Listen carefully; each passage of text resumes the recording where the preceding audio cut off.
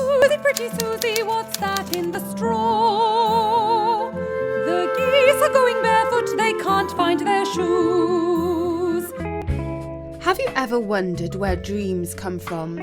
I know I have. Bertie says that our dreams are given to us by a fairy called Queen Mab. Queen Mab is no bigger than your thumbnail, and she flies in a hazelnut shell that was made into a coach for her by squirrels. It's pulled through the air by gnats. She can land on your nose while you are asleep and put all sorts of silly ideas into your brain, unless she tickles you so much that you sneeze, which is quite dangerous for her, as she's so small. Shakespeare tells us that she makes lovers dream of kisses and lawyers dream of fat fees. So that's good. Everyone can be happy when they are asleep. A while ago, Queen Mab was flying over a pond. There were loads of silly tadpoles, and she made them all dream that they were playing leapfrog. There was a posh swan who dreamt that she was a princess. And there was a grumpy old fish who dreamt that he was a judge and had sent all the other pond life to prison and lived happily on his own with nobody to bother him. And then there was a frog who had once been a wicked queen. She was only pretending to be asleep, and when Queen Mab flew by, she stuck out her sticky tongue and caught her on the end of it. Snap!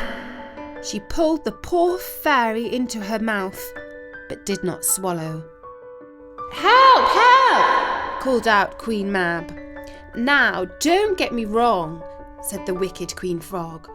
Well, she didn't actually say it because her mouth was full. What she said was, "Nyam, nyam, nyam."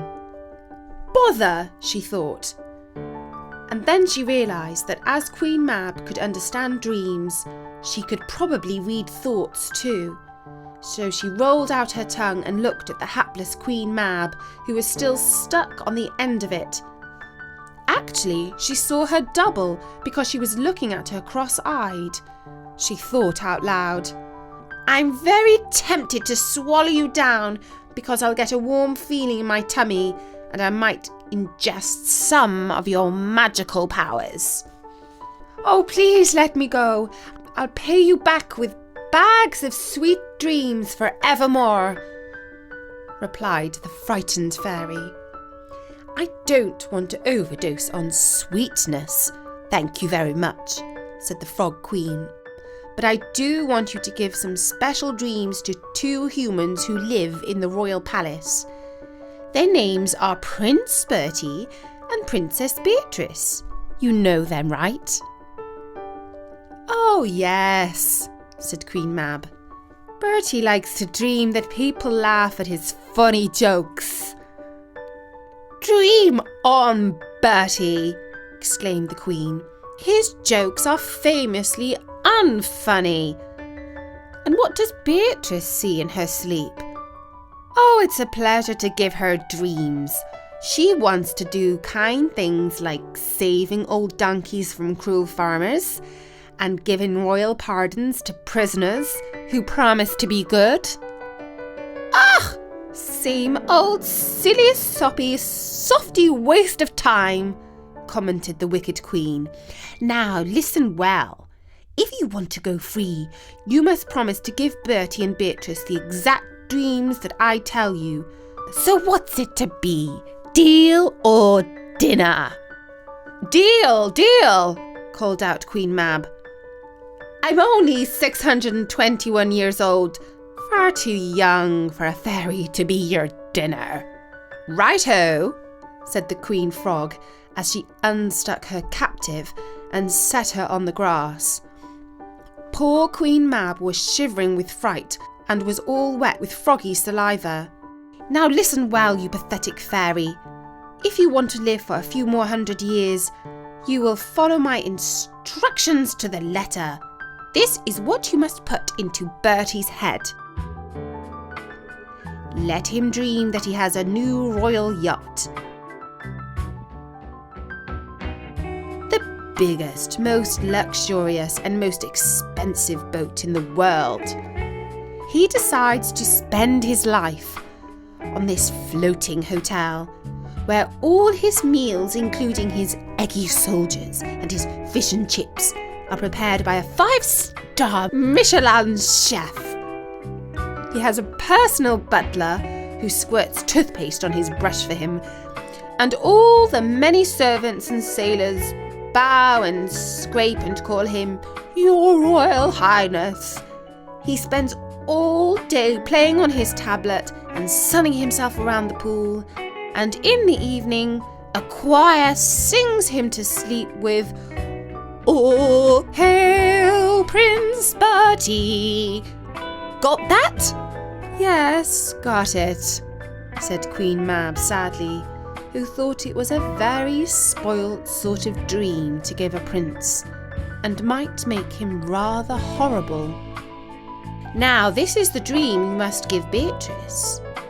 In her dream, she realises that she hates being a princess and living a life of luxury, and all she really wants is to be ordinary. She gives away all her lovely clothes, moves out of the palace, changes her name to Maureen, and finds contentment working as a waitress in a tea shop. Got that? If you are really sure that that's what you want, said Queen Mab.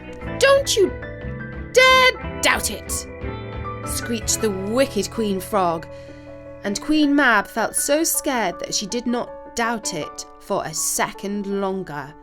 In fact, she flew straight to the palace, where she gave the sleeping Bertie and Beatrice the exact same dreams that the wicked frog had described. Now, as you know, Beatrice and Bertie are sweethearts and are engaged to be married.